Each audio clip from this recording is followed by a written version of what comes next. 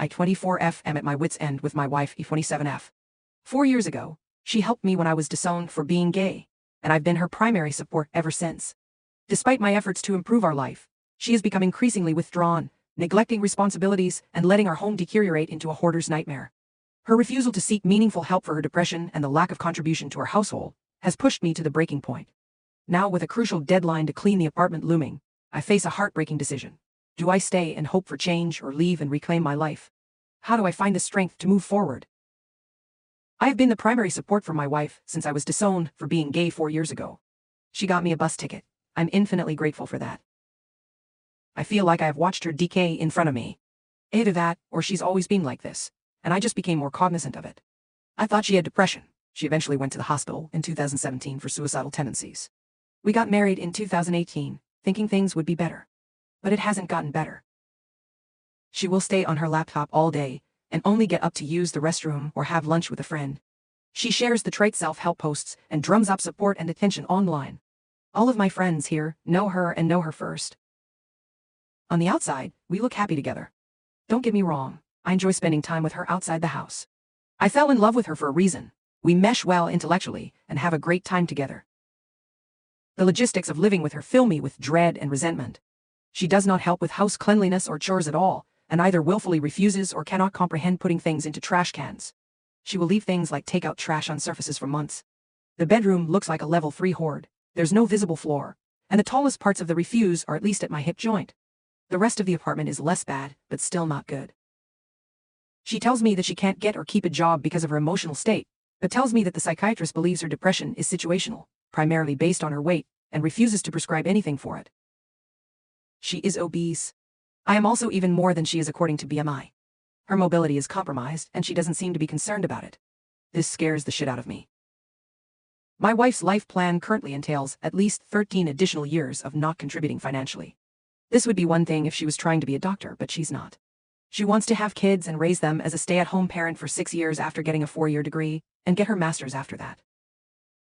Now, I am not saying a stay-at-home mom doesn't contribute to the health of the family. My wife is not contributing, and we don't have children. Frankly, the proposition of raising children with this woman, given current factors, gives me angina. I already feel like her caretaker. Why would I want to add a child to this? The current situation is that I have finally broken out of menial jobs, but I need to move. A part of that is cleaning out the apartment to get ready to leave. We agreed to have it done by June 1. That deadline came and went. I told her that it needed to be done by July 1 at the absolute latest. I reminded her about the deadline every time we brought up the move.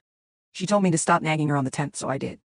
It is now the 22nd, and she has only taken 3 bags out of the 40 that it most likely needs, and the only reason she did that was that I was pissed on our anniversary with how I felt like a pack mule for years. It is 9 days away from the deadline, and I can't take this anymore. I can't keep setting expectations and having them ignored or railroaded. I can't stand watching her care so little about my needs. I know that I should wait until July 1 to be fair to her, but I'm so hurt. I can't keep bearing my soul, working all the time, and maintaining a house for 2 people while I'm going through my own shit. I have a severe mental health condition that I keep in check with medication typically, and my wife told me she needed the money for something that, in hindsight, was ridiculous. That was the beginning of February. It's going to be July in 9 days. The thing that hurts the most is that she says the right things. She knows what to say. She doesn't do any of them more than once.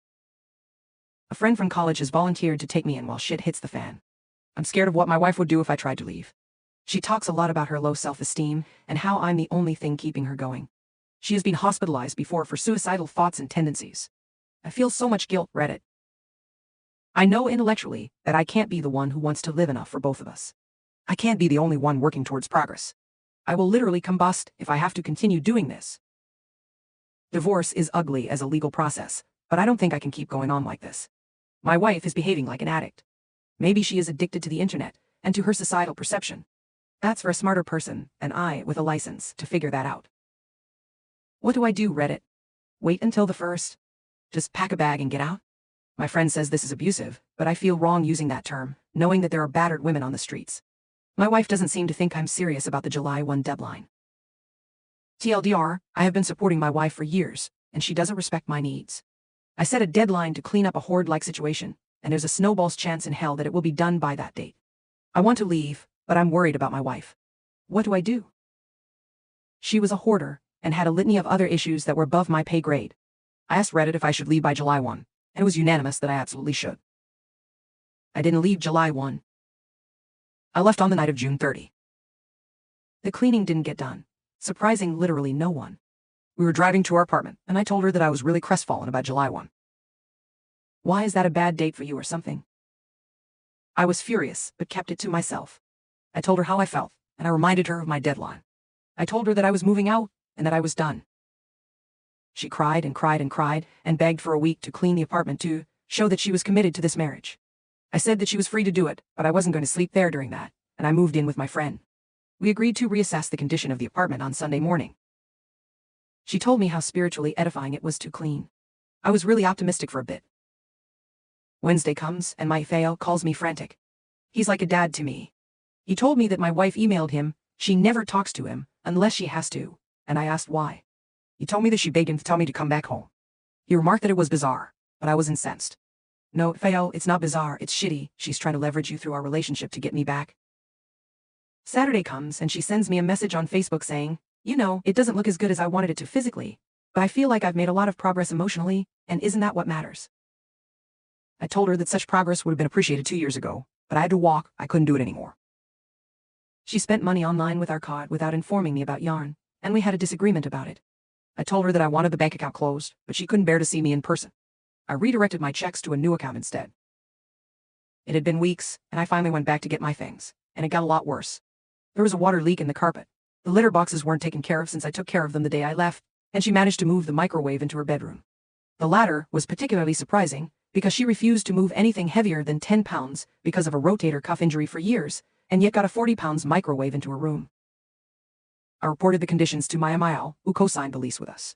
She called me back to bemoan, what am I going to do about my daughter? You don't understand how hard it is to have to think about how to take care of her. I snapped at MIL about her nonsense. She asked me what she should do about my ex-wife, feeding her histrionic personality.